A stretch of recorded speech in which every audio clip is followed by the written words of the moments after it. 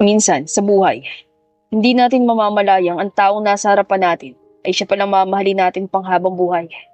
Parang ako lang. Ako nga pala si Daniel Mariano at ito ang aking kwento. Ang hangin ay malamig. Maririnig din ang hampas ng alon sa dalampasigan. Napangiti na lang si Daniel na maalala ang kanya nakaraan kasamang babaeng hindi niya sukat akalain na hanggang ngayon ay iniisip niya pa rin kung kumusta na nga ba ito.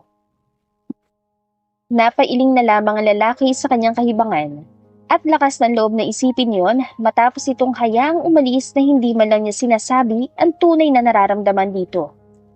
Natigil si Daniel sa kanyang iniisip nang bigla siyang tinawag ng isang nurse dahil nagkaroon ng emergency. Mukhang meron na namang pasyenteng malala ang lagay kaya kailangan siya bigla. What happened, Nurse Lydia? Bigla naman daw siya nahimatay, Dok. Nahihirapan ding huminga ang pasyente. Sagot ng nurse. Did you give her oxygen? Opo. Get ready. We will run some tests para malaman natin kung anong sakit meron ng pasyente. Sabay-sabay naman sumagot ang mga nurse at agad na inasikaso ang mga kailangan habang si Daniel ay agad na tumakbo sa pasyenteng kailangan ng kanyang tulong.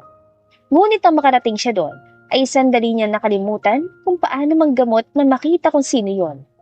Tila bumalik lahat ng sakit ng kahapon na pilit kinakalimutan ni Daniel. Anya, ano nangyari sa'yo? Pagkausap ni Daniel sa sarili. Hahawakan sana niya sa pisngi ang babae, ngunit biglang bumukas ang pinto, dahilan para mapatuwidan tayo si Daniel at umaktong tila walang nangyari. Dok, ready na po ang lahat. Ani Nurse Lydia. Good, sisimulan natin ang test pag normal lang paghinga at heartbeat niya.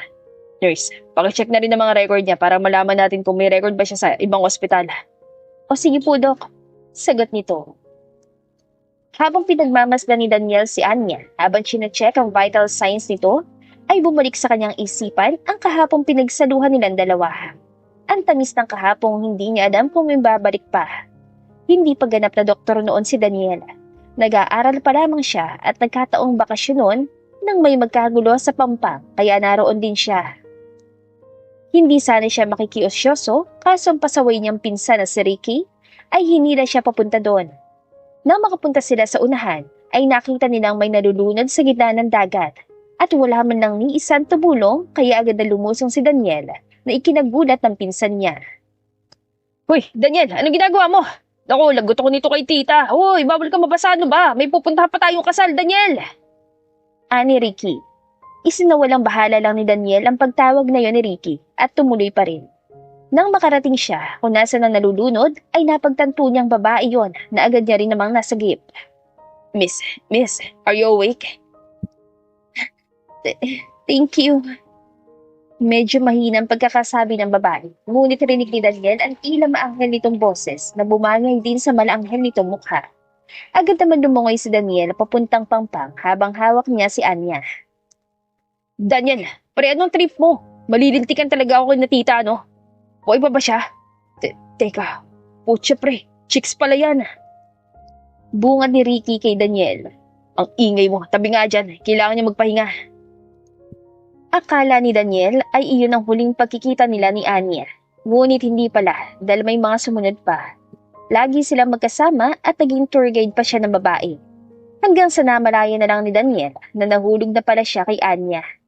Hanggang sa isang gabi ay hindi na nila napigilan ang kanilang damdamin. Nang tignan ni Daniel si Anya ay kita niya ang sakit na nararamdaman nito dahil sa bagay na nasa loob nito ngayon.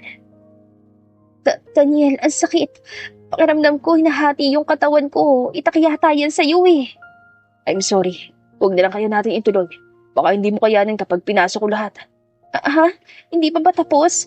Hindi pa. Huwag na lang kaya. No. Go on. Okay lang ako. Sure ka? Tumango naman si Anya bilang sagot kay Daniel. Don't worry. Ito ng pinakamasarap na itak sa buong mundo. Napangiti na lang na mapait si Daniel na maalala ang gabing hinding-hindi niya makakalimutan kasama si Anya. Isang linggo na nakalipas nang dalhin ng babae sa ospital at hanggang ngayon ay wala pa rin itong malay. Aalis na sana ang lalaki na makita niyang unti-unting minulat ni Anya ang kanyang mga mata. Nang magtama ang kanilang paningin, ay pareho sila natigilan, ngunit agad ding nakabawi si Daniel at agad na inasikaso ang babae. Kumusta ang pakiramdam mo, Miss Anya? May masakit ba sa'yo o kumikirot sa katawan mo? Nahihilo ka pa ba? Nang ibalik ni Daniel ang paningin kay Anya, ay nakatitig lamang ang babae sa kanya. Marahan pa itong sinampal ang pisngi na ani mo'y ginigising ang sariling kaluluwa. What are you doing, Miss Velasco? Nasa impyerno na ba ako? Bakit nandito ka? Hindi ba ako tanggap sa langit kaya ikaw makakasama ko? Pero bakit puro puti ang paligid? Napailing naman si Daniel sa tingala ng babae. Chill, miss. Nasa ospital ka lang. Hindi naman ako ganun kasama tulad ng iba dyan. So sabi ko, may masakit ba sa'yo? Nahihilo ka ba? Bakit ka nagtatanong? You care for me na ngayon? Akala mo kikiligin ako? Asa ka naman? Nanghihina pa si Anya, kaya naman mahina lamang ang pagkakasambit niya nun. Ngunit narinig pa rin yun ni Daniel dahilan para matawa ito. Anya, I'm a doctor. Kaya malaman tatanungin kita niyan. At syempre, I care for you at sa iba kong pasyente. Umirap naman si Anya sa sinabi ni Daniel. Hindi makapaniwala ang binara siya ng lalaki. Yung puso ko masakit pa rin. Bakit? May magagawa ka ba? Magagamot mo ba yun? Ani Anya sa kanyang isip. Makalipas ang ilang araw, ay nakalabas na si Anya sa ospital na yon. Hindi niya inakala makikita niyang muli ang lalaki naging dahilan. Kaya mas pinili niya maging miserable ang buhay niya. Masaya siya na natupad dito ang pangarap nito maging doktor balang araw. Masaya din siya na nasa probinsya ito nang gagamot ngayon kung saan nagkaroon sila ng maikling masasayang alaanan dalawa. Pagbalik ni Anya sa syudad, ay agad siya nagpa-check up sa doktor, ngunit laking gulat ng babae nang sabihin nitong may bagong doktor na lilipat doon at ito na ang papalit bilang doktor niya. Ganun po ba, Dok? Masyado na po akong sanay sa'yo. Malayo ba lilipatan yung ospital? Hindi ako lilipat, Iha. Magpapahinga na ako. May edad na rin ako at mas makabubuti sa kalusugan kung mananatili na lang ako sa bahay. Sagot naman ni Doc Flores. Mamimiss po kita, Dok. Parang lolo ko na rin po kayo, bukod sa pagiging doktor ko. Nalulungkot na ani Anya. Sus, huwag mo nga akong bulahin dyan. Hindi ko pa rin bababa ng bayarin mo. Yun pa rin yun. Natawa na lang si Anya sa sinabi ng matanda. Tulad nga ng sinabi nito ay nag-resign na ito sa pagiging doktor. Habang naglalakad si Anya papunta sa office ng doktor niya, ay nai-imagine ng babae na isang kalbo o kaya matanda na rin ang pumalit kay Dr. Flores.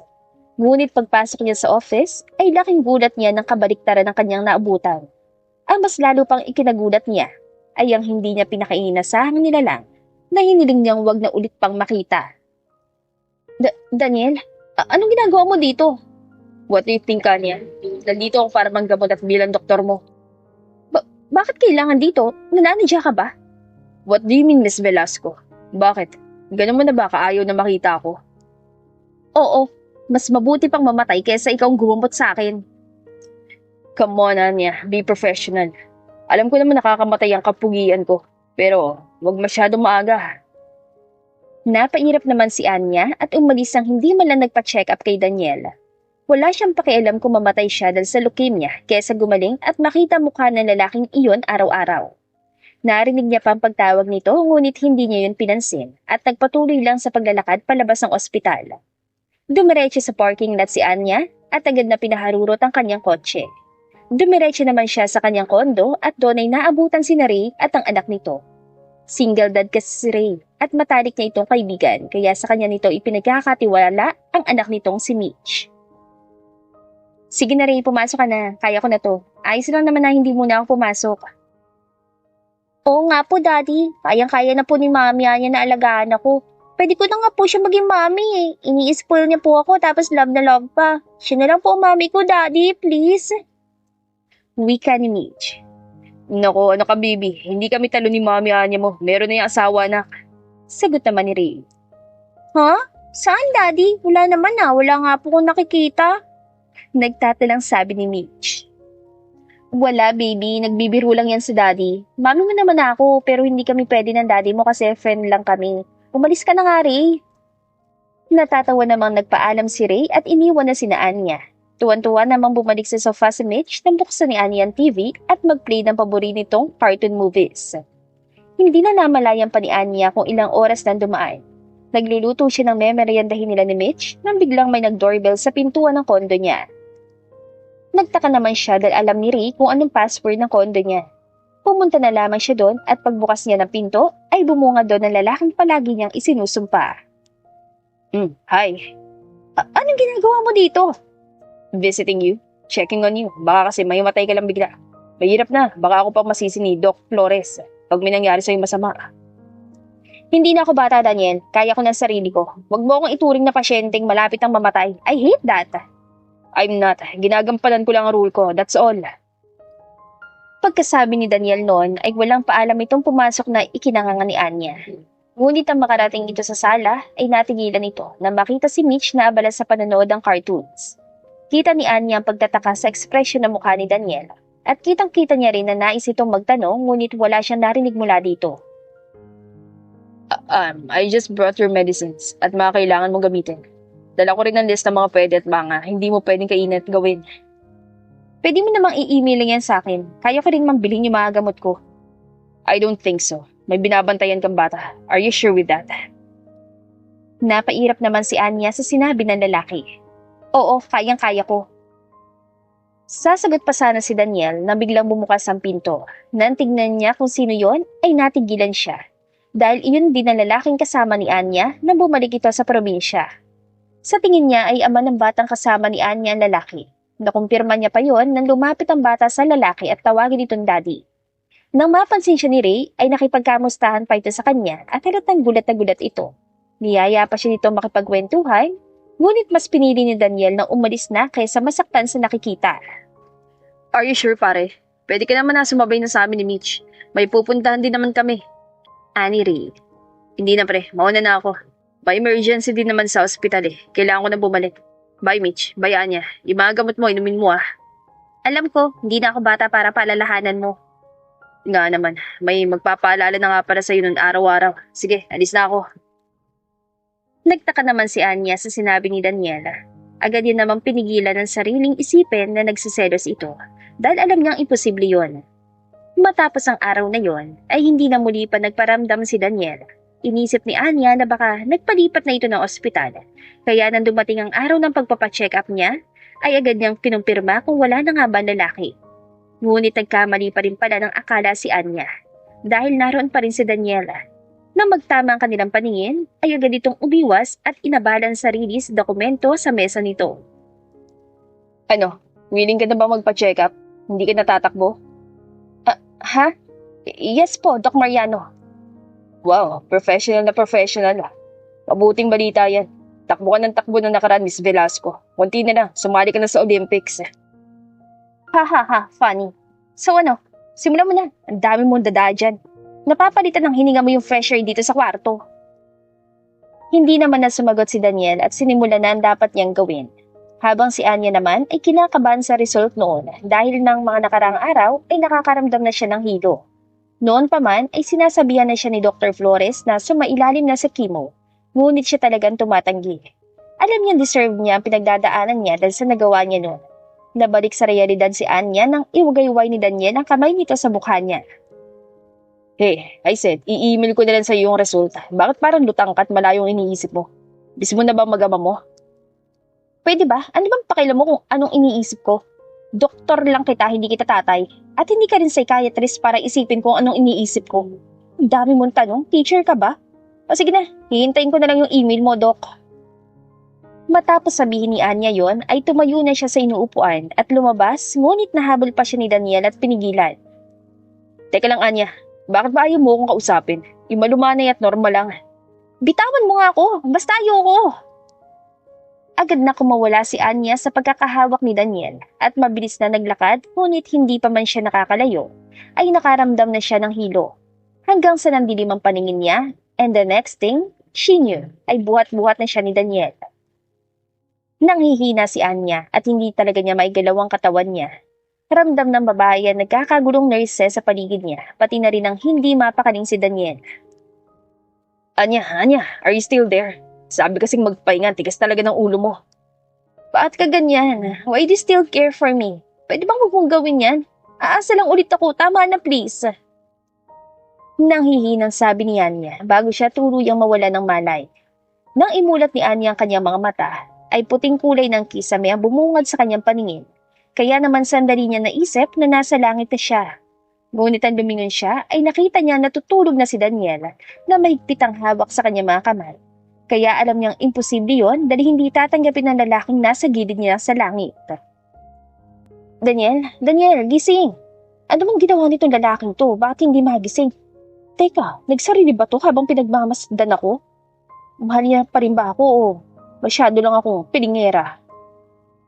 Napatakip na lang ng bibig si Anya at nilibot ang paningin. Sa tingin niya ay nasa private room siya dahil wala silang kasamang ibang pasyente doon. Napangisi na lang si Anya at pinagbasdan na natutulog na si Daniel. Gustong gusto ko talaga pagtulog ka. Ang pogi-pogi mo. Mukha kang anghel. Kaso, pagising ka na, mukha kang anghel na hinulog mula sa langit. Magsasalita pa sana si Anya nang biglang imulat ni Daniel ang kanyang mga mata at bumusangot. Grabe ka naman sa anghel na hinulog ng langit. Ayos na sana eh. Pero ayos lang. Tinawag mo naman akong pogi. Alam mo bang cheating yung kapag napopogihan ka sa ibang lalaki? Cheating din yung ginagawa mong pagtitig sa akin. Bad ka. Teka, gising ka? Kanina pa? Tumango naman si Daniel bilang sagot habang may ngisi pa rin sa mga labi nito. Don't worry, hindi naman ka isusumbong sa asawa mo. Basta magpakimo ka, yun ang kapalit. FYI, wala akong asawa, kaya hindi mo ako mabablackmail. Manggamot ka na nga doon. Magsasalita pa sana si Daniel, ngunit bigla siyang kinailangan sa emergency room. Agad siya nagpaalam kay Anya, habang ang babae naman ay nakatanaw lang sa kanya. Agad naman tinanggal ni Anya ang mga nakatusok na dextrose sa kanya. Agad niya rin hinanap sa nurse ang damit niya nang pumunta siya doon at nagpalit. Pinipigilan pa siya ng nurse na nagbabanting sa kanya, ngunit hindi niya ito pinakinggan at lumabas ng ospital at tumiretso sa sementeryo para bisitahin ang kanyang anak na gusto na niyang makasama. Hi baby, kumusta ka na? Miss na miss ka na ni Mommy. Sabi ko hindi na ako iiyak. Pero wala anak eh. Hindi talaga kayang pigilan ni Mommy ang luha niya. Sorry anak. Ako ang dahilan kaya nandiyan ka ngayon. 5 years old ka na sana anak. Happy birthday, baby kulit ko. Hinayaan lang ni Anya na tumulo ang kanyang luha. Pagtingala niya, ay nakita niya sa kanyang harapan si Ray at Mitch. Agad naman tumakbo si Mitch, saka siya niyakap nito. Tita Mami, do you miss your baby Colette? Hayaan niyo po, happy na po siya sa heaven. Ako na lang po muna ang baby niyo. Nandito po kami ni Daddy para hindi na po kayo sad. Ani Mitch. Thank you, Mitch. Hindi na sad si Tita Mommy. Miss ko lang si Baby Colette. Okay po, Tita Mommy. Miss na rin po siguro kayo ni Baby Colette. Huwag ka na po cry. Ayoko po nakikitang umiiyak kayo eh. Sure po ako na ayaw din ni Baby Colette na nagka-cry ka po. Napangiti naman si Anya sa sinabi ni Mitch. Isang rason din kung bakit gustong-gustong alagaan ni Anya si Mitch ay dahil nababawasan ng pangungulila niya sa kanyang anak. Sweet din sa kanyang bata at itinuring niya na rin itong anak. Matapos bumisita sa puntod ng kanyang anak, ay iginala niya na lamang si Mitch dahil may pupuntahan daw si Ray at bawal daw ang bata doon. Isang linggo doon ang ama ni Mitch, kaya naman isang linggo din ang bata sa kondo ni Anya. Nanonood sa sala sina Anya na may mag-doorbell at agad naman siyang binuksan yun, ngunit laking gulat niya nang makita na naman si Daniel. Ikaw na naman, pwede ba tantanan mo na ako, nakakainis ka na ha? Ikaw nakakainis, di ba sabi ko ituloy mo na yung chemo mo? Anong ginagawa mo? Tumakbo ka ng ospital. Ano ba? Huwag ka nga maingay. Bakit? Nandiyan bang asawa mo? Ano bang asawa? Wala nga akong asawa. Umalis ka na nga. Tatawag talaga ako ng pulis. So scary. E di tumawag ka. Pagkasabi ni Daniel noon, ay tuluyan na itong pumasok ng kondo ni Anya. Naiinis naman na sumunod si Anya sa lalaki at nakita niyang tumabito kay Mitch. Kinausap pa nito ang bata at binigyan ng dala nitong chocolates. Siyang-siya naman si Mitch at agad na naging komportable kay Daniel. Tila sinaksak naman sa dibdib si Anya. Siguro, kung buhay lang ang kanilang anak, ay ganyan din na nasisilayan niya ngayon, ngunit agad siyang umiling at pinalis ang luhang tumulo mula sa kanyang mga mata. Wala ka bang pasyente? Parang ang dami mo yatang free time. Doktor ka ba talaga o nagdodoktor-doktoran ka lang? I can have my free time for you and also for Mitch. Siya nga pala, ilang taon na si Mitch? Bakit mo naman natanong? Ang layo ng lipad ng utak mo ah. Anong klaseng pakpak meron yan? Pakpak ng agila o pakpak ng eroplano? Will you just answer my question? Ayoko nga. Ano to? Graded recitation? Anya. Ay, fine. 5 years old. Bakit? Wala. Magkamukha kayo, no? Nagtaka naman si Anya sa sinabi ni Daniel. Agad niya naman naisip na baka may nais itong ipahiwatig pero isinawalang bahala niya lang yon. Di nga. Palagi ko kasing kasama. Kaya yan, kamukha ko na.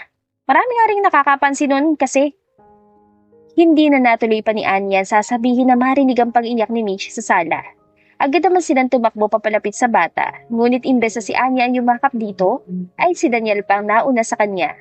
Napangiti naman siya nang agad na tumahan si Mitch at yakapin pabalik ni Daniela.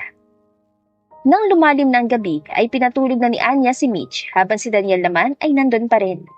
Paglabas ni Anya sa kwarto ni Mitch ay agad niyang hinanap si Daniel na nasa terrace lang pala. Nagdala na lang ng wine si Anya at dinalahan din si Daniel. Oh, wine. Siya nga pala, anong oras ka uuwi? Ganun mo na ba kaayaw na nasa tabi mo ko, Anya? Do you hate me that much? Samantala, ikaw to nang iwan sa akin noon.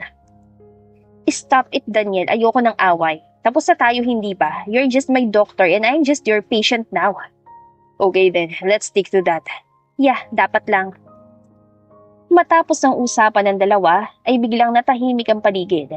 Hindi naman alam ni Anya kung paano sisimulan ang kanilang usapan. Hindi siya sanay na tahimik lamang kapag may kasama. Pagsasalita na sana siya, ngunit pagtingin niya sa lalaki, ay nakatitig na pala ito sa kanya. Nang magtamang kanilang paningin, ay tila may mahikandala ang mga mata ng lalaki. Kaya hindi na magawa pang umiwas ang tingin ni Anya. I really love your eyes.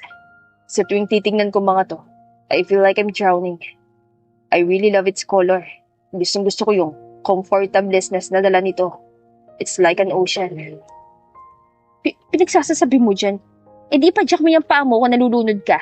Umuwi ka na nga, napaka-cringe mo talaga. Tatalikod na sana si Anya, ngunit pinigilan siya ni Daniel at niyakap mula sa likod. Napako naman sa kinatatayuan niya si Anya at nanindig ang balahibo na maramdaman na mainit na hininga na lalaki mula sa kanyang batok. Napakagatlabi na lang si Anya na maramdaman ang mumunting halik ni Daniel sa kanyang leeg, papunta sa kanyang tenga at balikat. Napapikit siya na mariin nang ibaba ni Daniel ang strap na suot niyang santo. Matapos yun, ay napayuko na lamang si Anya nang marahan siyang pinaharap ni Daniel, ngunit hinawakan siya nito sa baba at patingalain. Look at me, Anya. Do you miss this? Na-miss mo ba lahat ng ginagawa natin noong una? Do you miss me, Anya? Answer me, please. Pag sinabi ka bang oo, mababalikan lahat ng yun? Mababago ba natin lahat ng nangyari noon? Alam ko hindi, Anya. Pero pwede naman magsimula tayo ulit, di ba? Paano kung ayoko? Paano kung ayoko na ulit masaktan at umasa?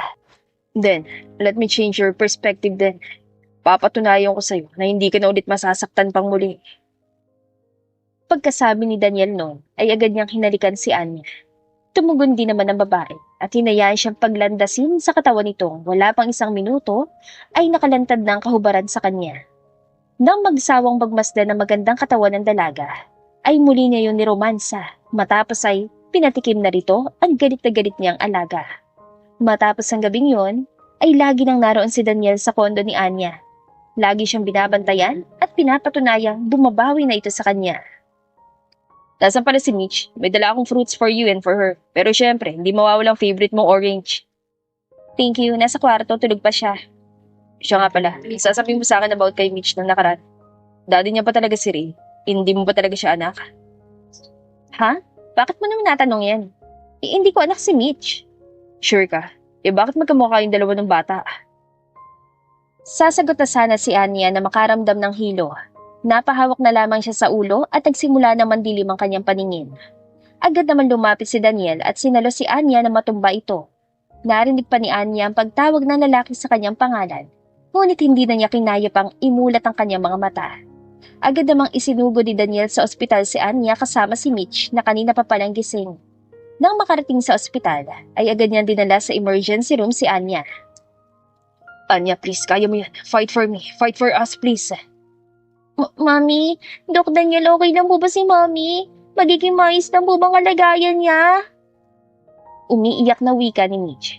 Yes, baby. Magiging okay lang ang mami mo. Papasok ako doon para gamutin si Mommy. Dito ka lang mag-behave, kakasama ni Nurse Nida, okay ba yun? Pangaalo naman ni Daniel sa bata. Opo, Tito. Basta po magiging safe si Mommy, ha? Sagot naman ni Mitch. Ngumiti naman si Daniel at tumango. Bago umalis, ay binigyan na muna ng lollipop ng lalaki si Mitch para tuluyan na itong tumahan.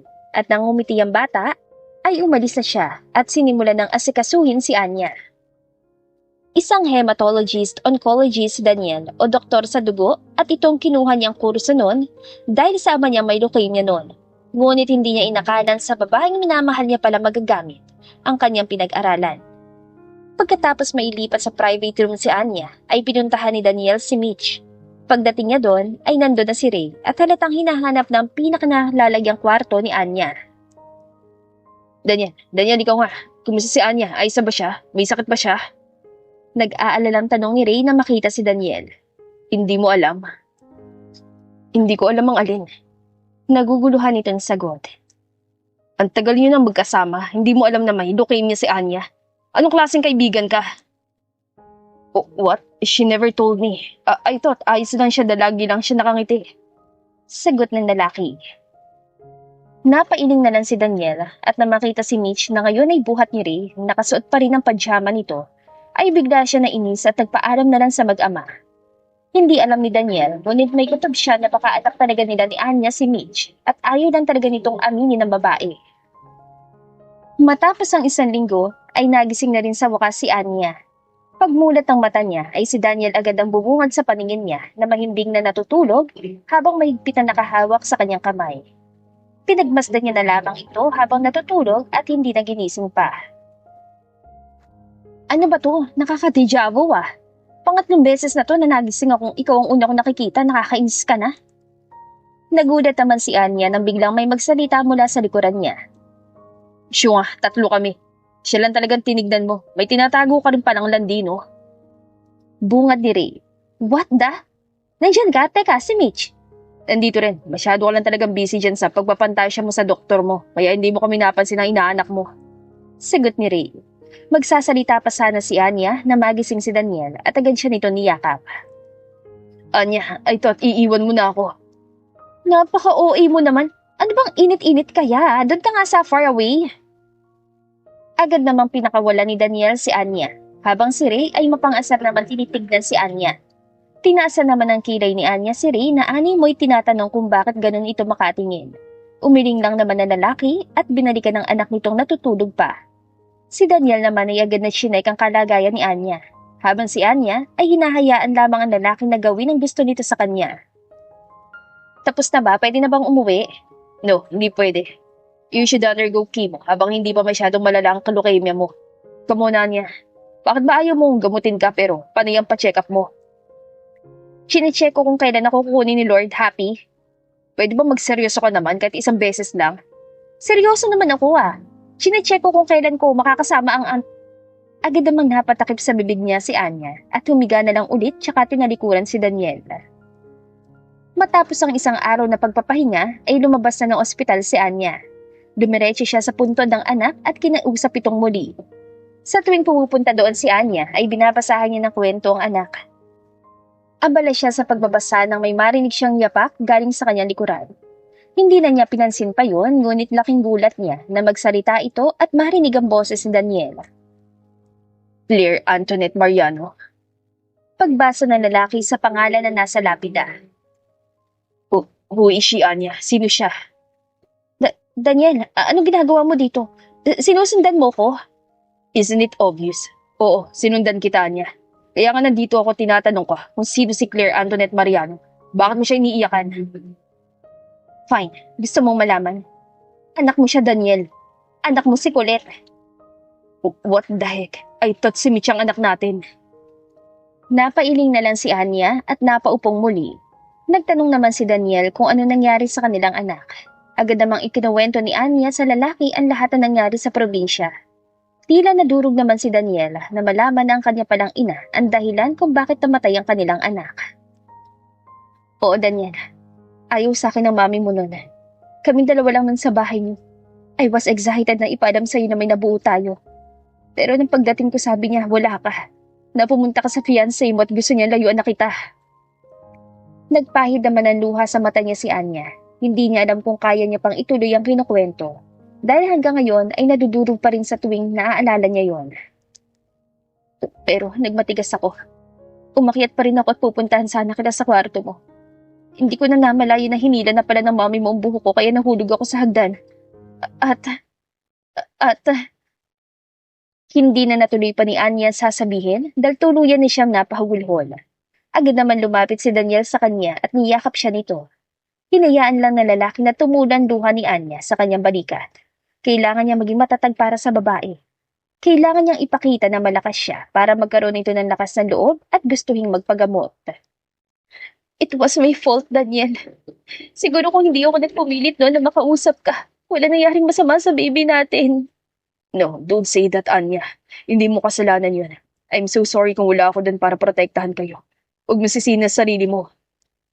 Sana kasi hinintay na lang kita sa tabing dagat o sa cabin ko.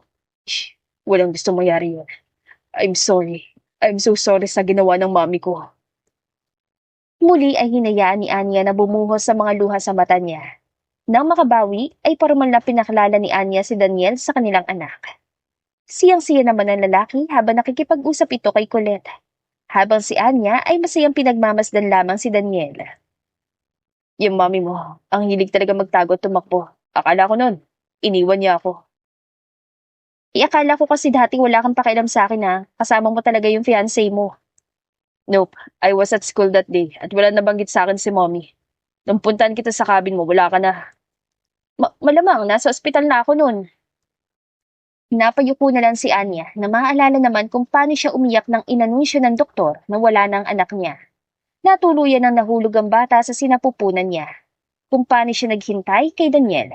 Nawalan din siya ng malay ng 4 na linggo doon na kailangan pa siyang dalhin sa syudad dahil iyon ang utos ng ama niya. Ginusto niya bang ipaalam sa ama niya nangyari at ipakulong ang ina ni Daniel. Ngunit natatakot siya sa pwedeng gawin ng kanyang ama kay Daniel. Hey, are you okay? Gusto mo bang gumala tayo para mabawasan yung bigat sa dibdib mo? Ha? Saan naman tayo pupunta? Sa kwarto ko. Kung banatan kaya kita dyan. Ito naman nagbibiro lang naman ako. Biro pero half meant? Bakit? Gusto mo rin? Natatawa namang binatukan ni Anya si Daniel. Simula noon ay lagi na magkasama ang dalawa. Lagi na rin nasa kondo ni Anya si Daniel at lagi siya nitong inaalagaan. Pati sa pagkain niya ay ito na nagdedesisyon. Lagi talaga ito naghahanap ng paraan para lang mabigyan siya ng oras kahit alam niyang nagagahol ito sa schedule dahil alam niyang hindi biro ang pagiging doktor. Minsan ay nakakatulog pa ito sa sobrang pagod at syempre, binahayan lang din ni Anya na makatulog si Daniel hanggang sa dumating ang araw na hindi inaasahan ni Anya.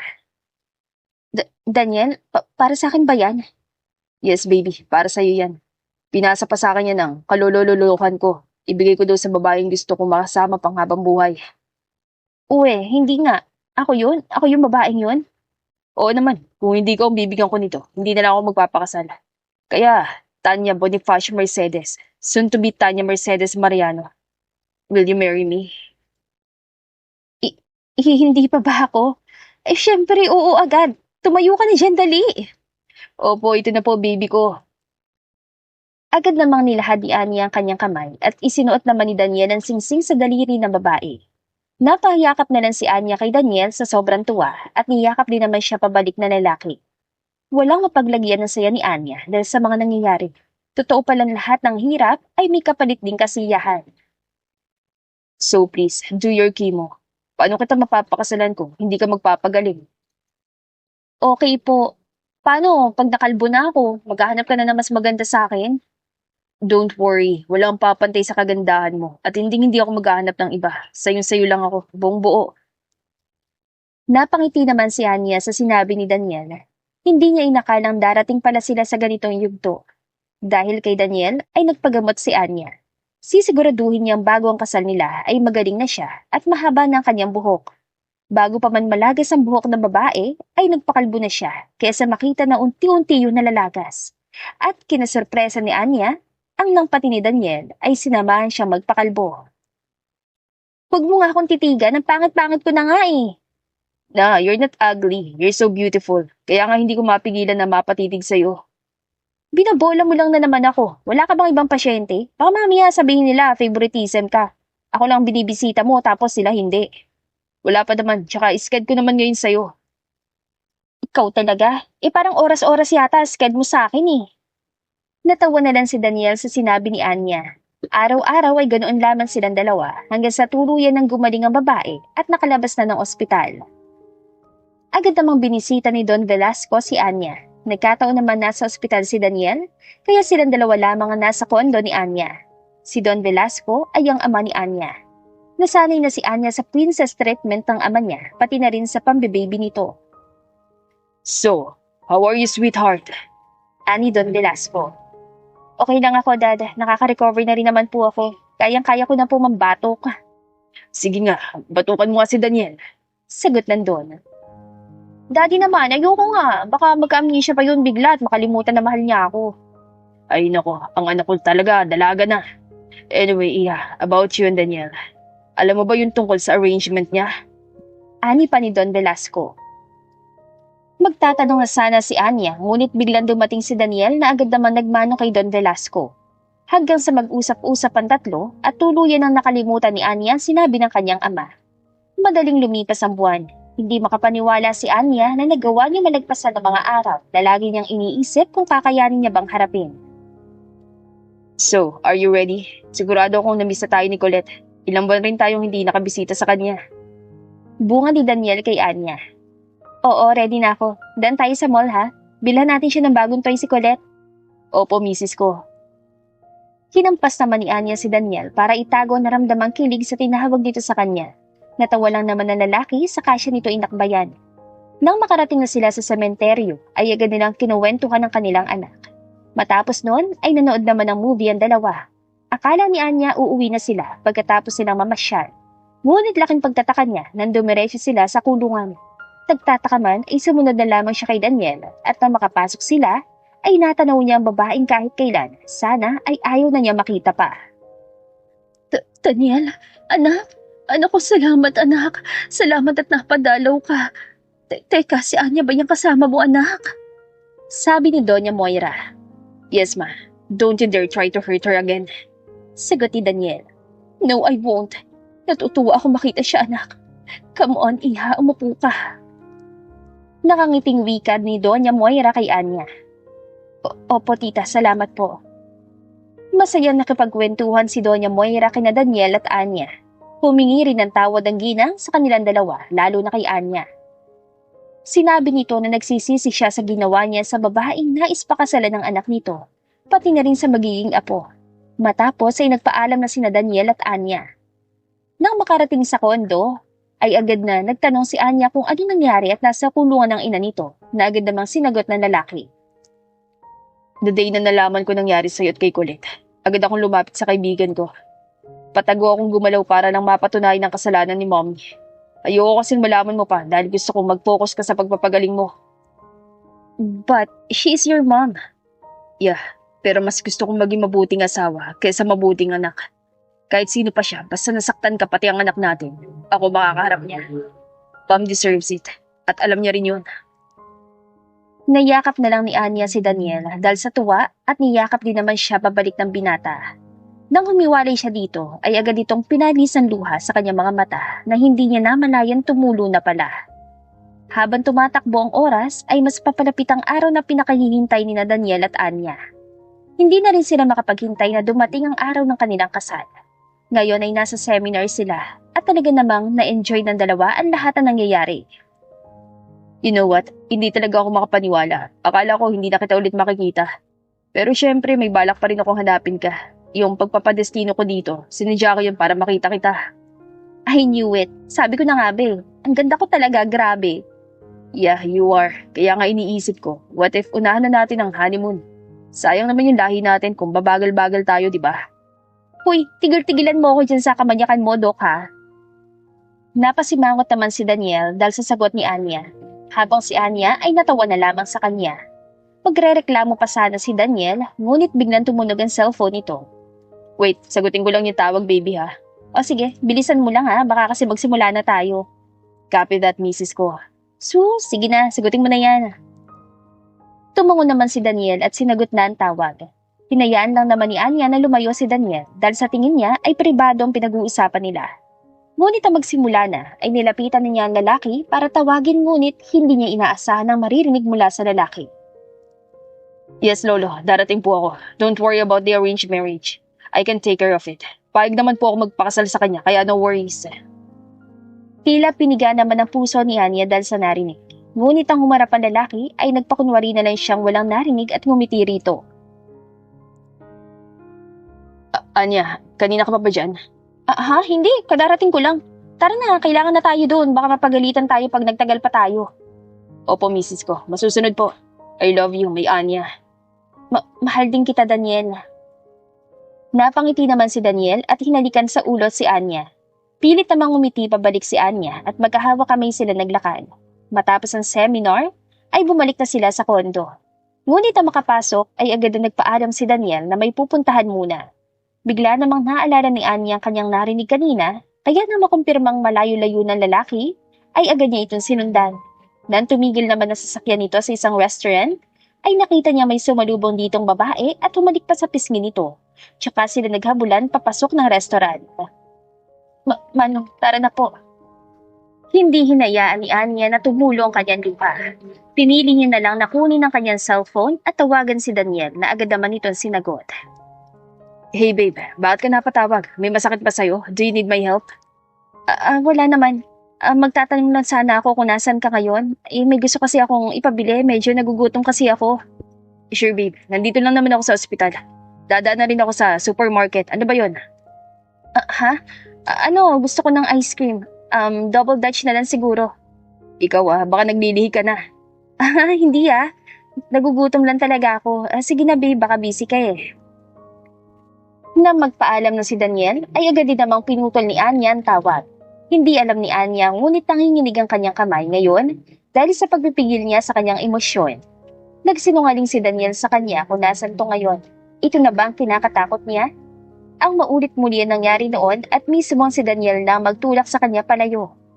Pagkarating sa kondo ay agad na dumiretso si Anya sa kanyang kwarto at doon binuhos lahat ang luhang kanina pa niyang pinipigilan.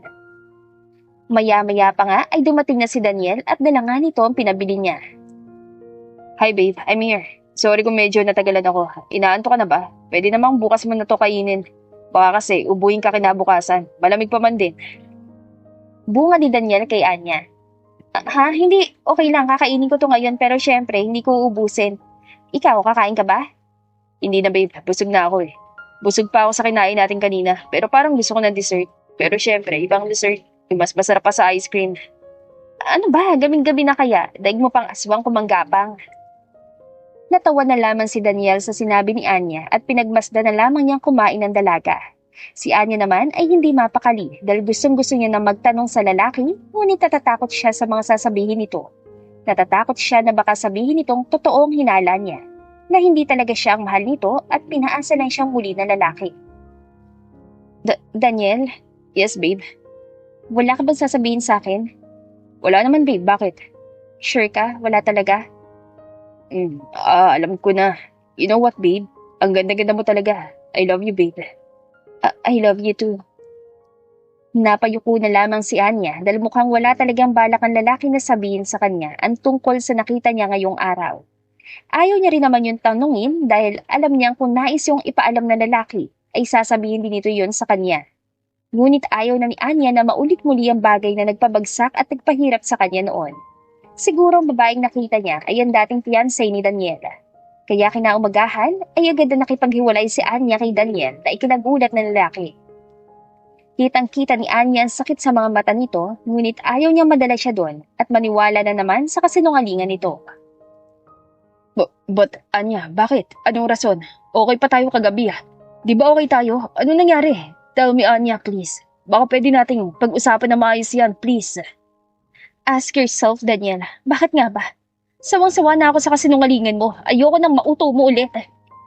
Anya, what do you mean? Panguto? Hindi kita inuutot kahit kailan. Hindi ko gagawin yun. So please tell me. Para naman aware ako. Leave. Leave me alone. Umalis ka na, Daniel. Ayoko nandito ka. Tama na. Ayoko na. Go away!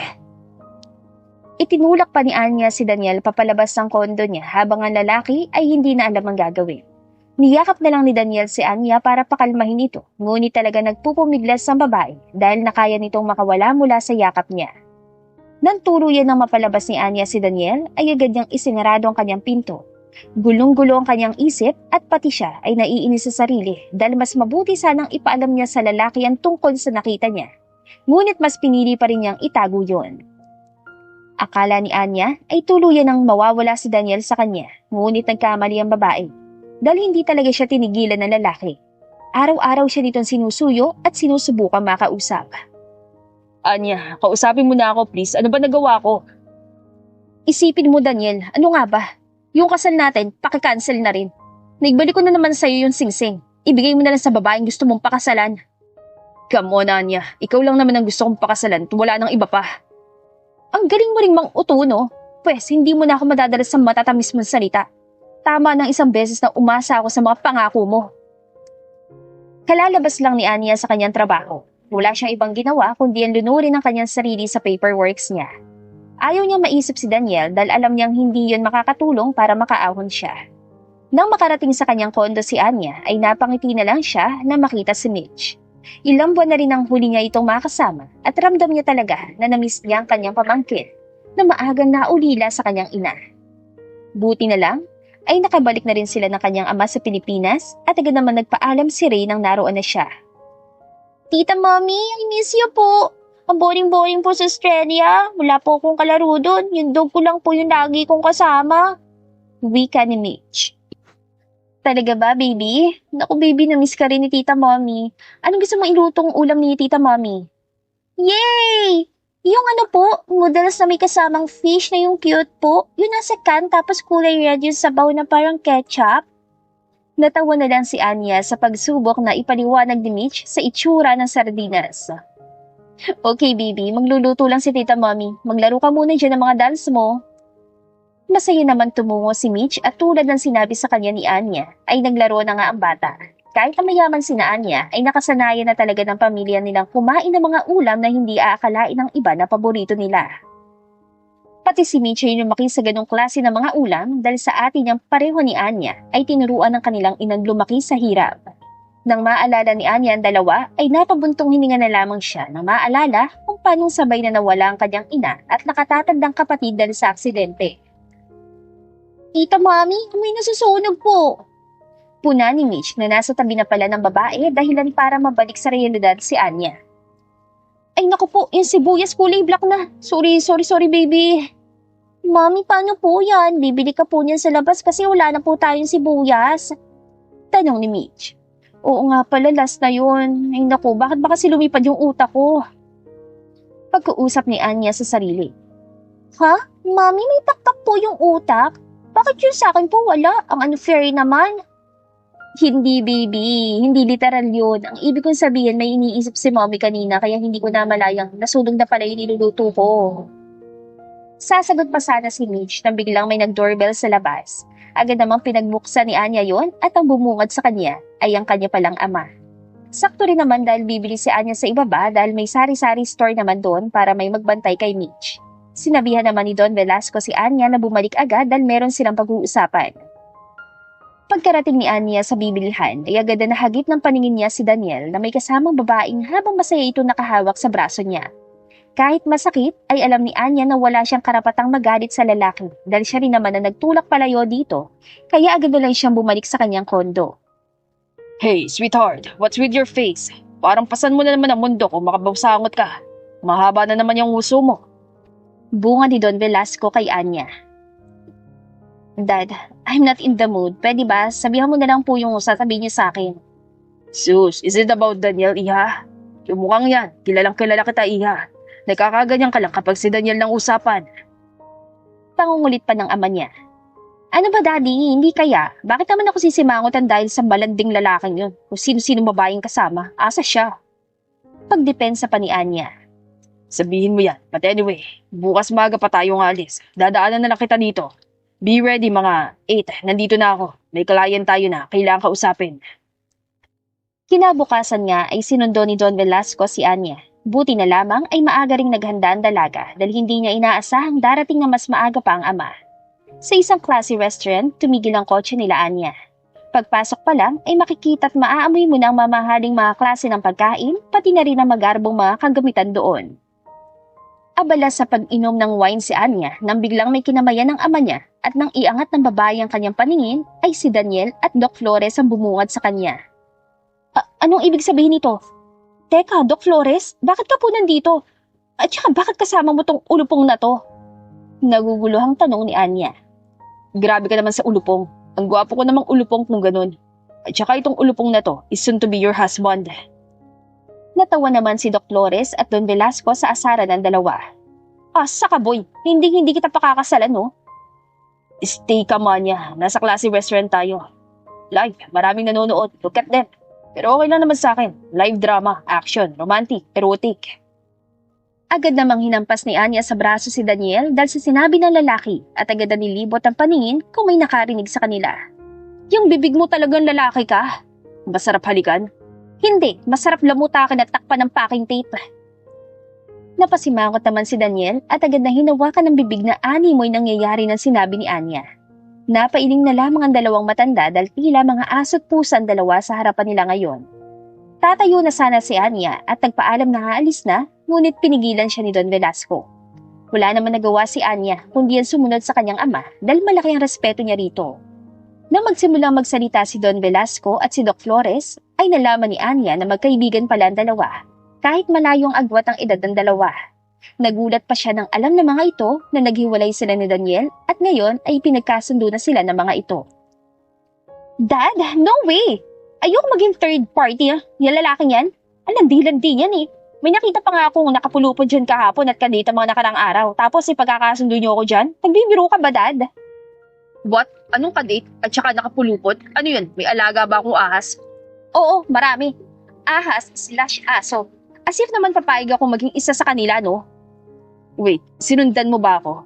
Nang tumawag ka, you knew already where I am, aren't you? Ano sinundan? Hindi excuse me, Dad, Doc. Kailangan ko muna mag-CR. Tatakbo na sana si Anya pero naramdaman niya tila may pumigil sa kanya. Pilit niyang hinihila ang bag niya ngunit ayaw bumitaw ni Daniel. Ano ba, Daniel? Bitawan mo nga ako. Hindi mo ako mapipilit. Bitaw! Paglingon ni Anya ay agad na namula ang kanyang pisngi nang makita nakaupo lang doon si Daniel habang nakatingin sa strap ng bag ng babae na nakasabit pala sa upuan. Hindi ako yun. Yung upuan yun. But if you want me to stop you, sabihin mo lang, gagawin ko yun. Ano? Hindi, no? Diyan ka na nga, Che? Kitang-kita ni Anya ang pagpipigil ng tawa ng kanyang ama na tila siyang-siya sa nangyayari. Kaya at least nasa CR siya, tumiretso ay sa parking lot na lang para makaalis agad sa lugar na yon. Kanina pa kasing hinihiling ni Anya na lamunin siya ng lupa dahil sa kahihiyan.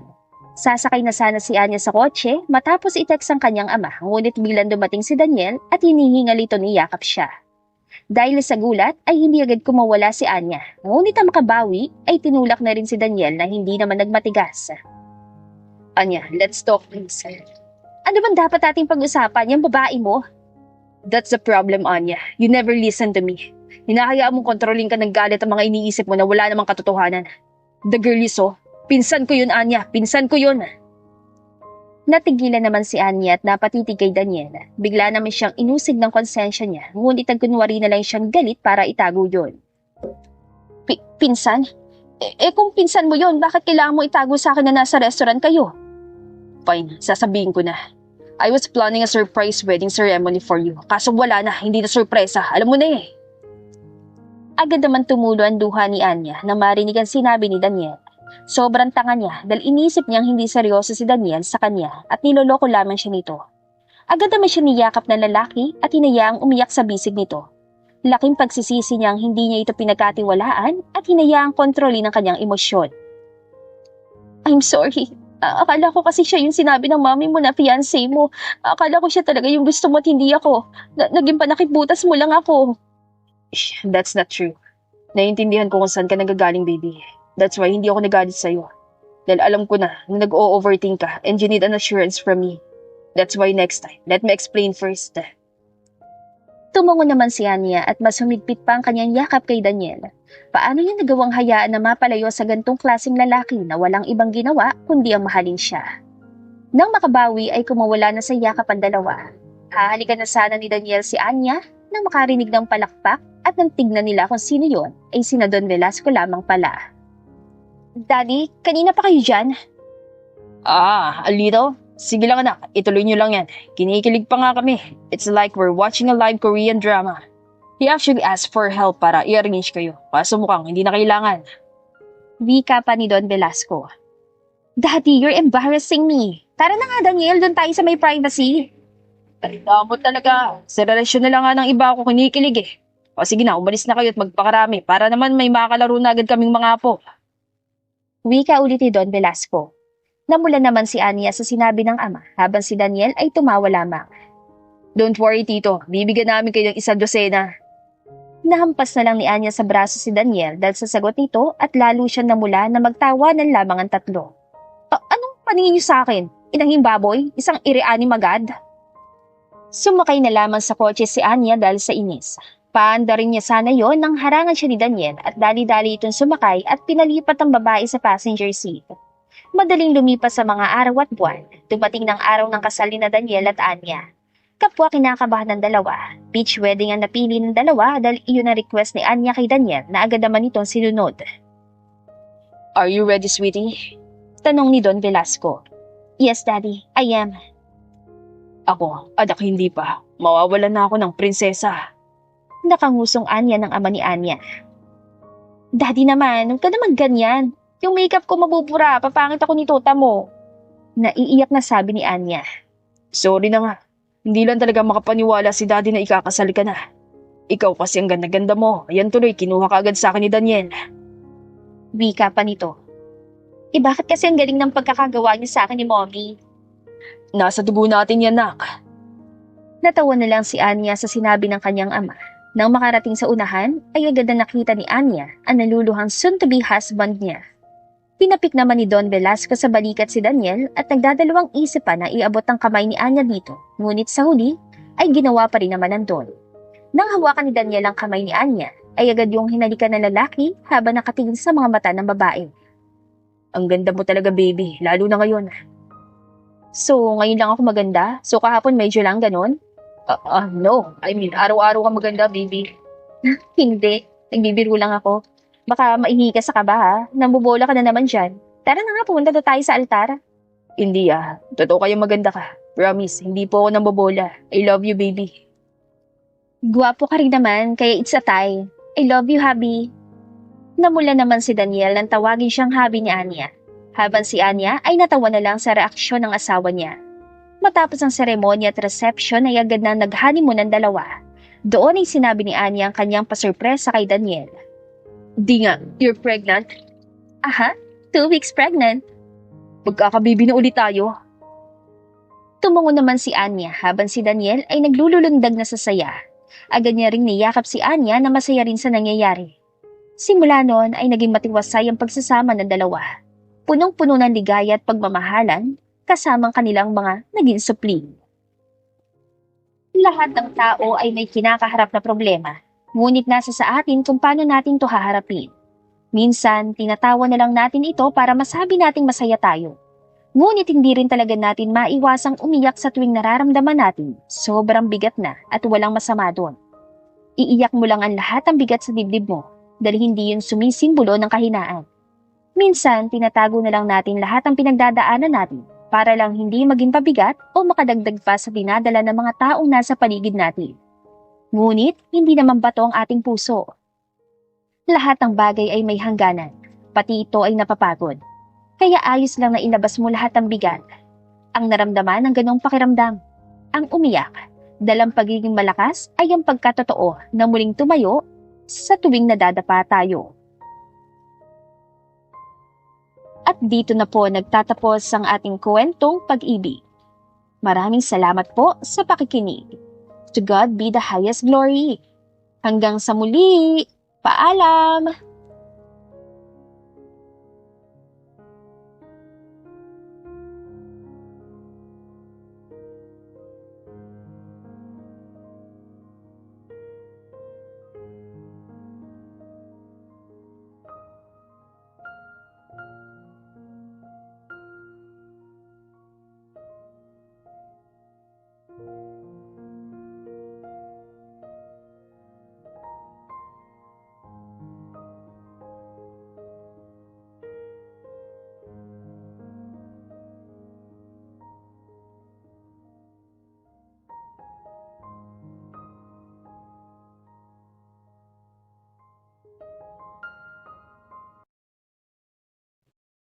Minsan, sa buhay, hindi natin mamamalayang ang taong